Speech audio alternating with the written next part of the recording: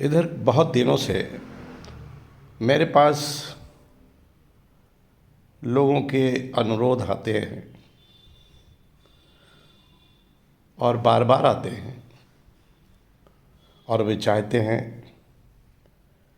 कि आश्रम में विस्तार से नारी के कुछ महत्वपूर्ण रूपों पर चर्चा की जाए। उन रूपों से उनका अनुरोध है जो परिवार के योगदान के लिए ज़रूरी होते हैं। उनमें जो रूप होते हैं, जो वर्ग होते हैं, उनमें क्या क्या अंतर पाए जाते हैं, किस तरह के अलग अलग पृथक पृथक वर्गीकरण करते हुए रूप बताए जा सकते हैं। इसी प्रकार पुरुषों के लिए भी काफ़ी अनुरोध आए हैं कि पुरुषों पर भी चर्चा की जाए, उनका भी वर्गीकरण करते हुए चर्चा की जाए, ताकि इन संवेदनशील बिंदुओं पर चर्चा करने से परिवारों को लाभ हो, समाज को लाभ हो और उससे लोग सीख सकें। तो आज आइए पहली चर्चा हम आरंभ करते हैं नारी के, स्त्री के एक पारिवारिक रूप पर।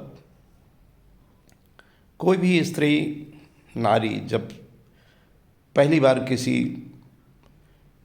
उस घर में प्रवेश करती है जहाँ उसका जन्म नहीं होता है, यानी कि वो पति के घर में प्रवेश करती है, ससुराल में जाती है, तो उसका एक नया जन्म होता है। पत्नी के रूप में वो एक नए घर की लक्ष्मी बनती है, बिल्कुल नवीन घर उसके लिए होता है। अब यहाँ उसके दो महत्वपूर्ण रूप आरंभ होंगे। एक पत्नी का, जिस रूप में वो पूरा घर संभालती है, पूरे परिवार में उसका योगदान होता है, और यहीं पर दूसरा रूप आरंभ होगा उसका, माँ का। माँ का रूप जब आरंभ होता है तो वो और महत्वपूर्ण हो जाता है, पत्नी के रूप से अधिक महत्वपूर्ण हो जाता है माँ का रूप। तो पत्नी के योगदान के साथ साथ माँ के योगदान की भी हम यहाँ चर्चा करेंगे। पत्नी के जो दायित्व होते हैं, कर्तव्य होते हैं, उसमें पृथक पृथक वर्गीकरण कर सकते हैं। एक मुख्य जो वर्गीकरण है वो यही है कि एक पत्नी गृहस्थ होकर के रहती है, वो घर में घर की जिम्मेदारी संभालते हुए पूरा अपना समय व्यतीत करती है। और एक खास रूप से आधुनिक समय में और हुआ है कि वो गृहस्थ के साथ साथ कुछ न कुछ व्यवसाय करती है या कहीं न कहीं नौकरी करती है। तो उसका दायित्व इस तरह से थोड़ा बड़ा हो जाता है। तो पत्नी के रूप में वो इस दायित्व को संभालते हुए इसी समय उसका माँ का रोल आरंभ होता है, माँ का दायित्व आरंभ होता है, और बच्चों को पालने का महत्वपूर्ण दायित्व आ जाता है। अब बच्चे छोटे होते हैं तो उनके पालन पोषण में अधिक समय स्त्री को ही देना होता है, नारी को देना होता है। उसका जो पति, जो परिवार का पुरुष होता है, वो उतना समय नहीं दे पाता है बच्चों के लिए। वो बाहरी इंतजामात करता है, उपाय करता है घर चलाने के, गृहस्थी चलाने के, लेकिन घर में अधिक दायित्व पत्नी का होता है, माँ का होता है। जैसे जैसे बच्चे बड़े होते हैं तो अब यहाँ बहुत ही संवेदनशील स्थिति होती है। बच्चे जब तक छोटे होते हैं, शिशु जिनको कह सकते हैं, प्रारंभिक शिक्षा के समय तक वे माँ के ऊपर ज़्यादा आश्रित होते हैं और इस समय माँ का दायित्व अधिक होता है और माँ का दायित्व बच्चों को संस्कार देने का भी महत्वपूर्ण होता है।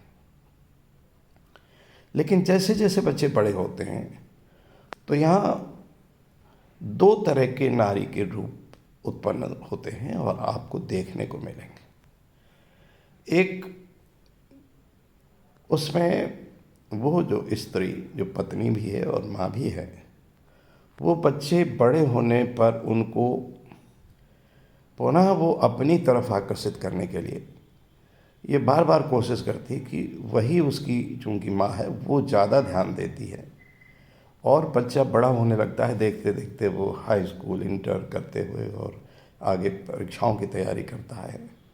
लेकिन वो माँ जो इस प्रकार की माँ होती है, वो जो पत्नी, वो जो स्त्री, एक वर्ग है जो बच्चे बड़े होने के बाद भी वो उनको यही बताती है कि वही असली उनके पालन पोषण करने वाली माँ है और वही मुख्य रूप से पालन पोषण करती है।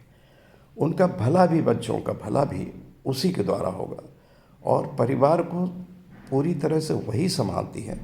और उसके जो पापा हैं, जो उसके पिता हैं, जो या उन बच्चों के पिता हैं, वो उतने महत्वपूर्ण नहीं हैं जितना वो है। अब ये महत्व को प्रतिपादित करने के चक्कर में इस भावना से वशीभूत होकर के वो परिवार में एक बड़ी कमी पैदा कर देती है और वो अपने महत्व को बढ़ाने के कारण इस कमी को आगे बढ़ाती रहती है और घर में पिता के महत्व को सेकेंडरी कर देती है, गौण कर देती है। अब चूंकि बच्चे शुरुआत में माँ से ज़्यादा लगाव रखते हैं तो बड़े होने पर अगर उसको ये संस्कार दिया जाता है कि उनका भविष्य भी वो माँ ही संभालती है और इसलिए वही महत्वपूर्ण है, पिता महत्वपूर्ण नहीं है। एक तो परिवार इस तरह का हो जाता है जहाँ केंद्र पूरा का पूरा उस स्त्री का हो जाता है और बड़े बच्चे जो बड़े हो जाते हैं, यहाँ तक कि देखा गया है कि उनकी शादियाँ भी, बच्चों की भी शादियाँ हो जाती हैं, तब तक भी वो जो उस परिवार में स्त्री थी जो माँ और पत्नी के रूप में, वो उनको प्रभावित करती है और हर समय कोशिश करती है कि वो सिद्ध करे कि उसका जो उनके जो पिता हैं वे महत्वपूर्ण नहीं हैं। एक ये परिवार होता है जहाँ बहुत नुकसान होता है, बहुत क्षति होती है और उन लड़कों का, लड़कियों का, जो उस परिवार के बच्चे होते हैं, उनका भविष्य उतना अच्छा नहीं बन पाता है क्योंकि नियम है कि जब बच्चे बड़े हो जाते हैं तो उनको पिता की सानिध्य में ज़्यादा रहना होता है क्योंकि बाहर के तमाम कामों में पिता का योगदान बड़ा महत्वपूर्ण होता है। लेकिन चूंकि लड़कों को भी और लड़कियों को भी विश्वास कम होता है कि पिता उनके योग्य हैं या सक्षम हैं और हर बात में वो माँ की तरफ देखने लगते हैं, तो इस तरह का वातावरण बड़ा खतरनाक होता है और ऐसे परिवारों में बहुत ही सफलता मिलने की संभावनाएं कम होती हैं और घुटन, उत्पीड़न एक दूसरे का बहुत ज़्यादा होता है। एक दूसरा परिवार भी होता है जहाँ वही स्त्री जो कभी पत्नी थी फिर माँ बनी, वो दूसरी तरह का रूप अपना दिखाती है। वो अपना दायित्व पूरा करते हुए जब बच्चों को लालन पालन कर लेती है छोटी अवस्था में, तो बड़े होने पर उनको संस्कार देती है कि देखिए अब हमने तुम्हारा पालन पोषण पूरा किया है, अब बड़े होकर के तुम बड़े हो गए हो और तुम्हारा दायित्व है कि तुम पिता से सीखो, पिता की तरह चलो, पिता से बातें करो, पिता से डिस्कस करो और आगे चल करके तुम उनके सहयोग से अपनी उन्नति करो। और वो उनको मित्र बनाने की कोशिश करती है ताकि पिता के साथ मिल करके जो पुत्र पुत्रियां हैं वो उन्नति करें, आगे बढ़ें। और पत्नी अपने को सेकेंडरी स्थान पर ले आती है और पति को अपने आगे रखती है और इस तरह का जो परिवार होता है वो बड़ा उपयोगी परिवार होता है और ये इस परिवार में उन्नति की संभावनाएं बहुत अधिक होती हैं। तो अभी आपने नारी के दो रूपों को देखा। एक जो अपने को ही महत्वपूर्ण सिद्ध करने की कोशिश में अपने ही पति को नीचा दिखाने की कोशिश करती है, अपने बच्चों से उनको ये सिद्ध करने की कोशिश करती है कि वो ज़्यादा महत्वपूर्ण है और उसके पिता महत्वपूर्ण नहीं है और पिता कुछ करने योग्य नहीं है। और दूसरे केस में वो पत्नी ये बताती है कि अब वो बच्चे बड़े हैं तो इसलिए पिता ज़्यादा महत्वपूर्ण है और मैंने अपना दायित्व पूरा कर दिया है। इस तरह से दो रूपों को समझना बहुत ज़रूरी है। और ऐसे में फिर जो पति होता है उसके सामने और पत्नी के सामने आपस में ऐसे मतभेद भी पैदा होते हैं और मनभेद भी पैदा होते हैं कि उनका निराकरण बहुत ही कभी कभी कठिन होता है। और वो जो मनोवैज्ञानिक स्थिति पैदा होती है परिवारों में, उस मनोवैज्ञानिक स्थिति में ही तमाम परिवार बनते हैं, तमाम परिवार टूटते हैं।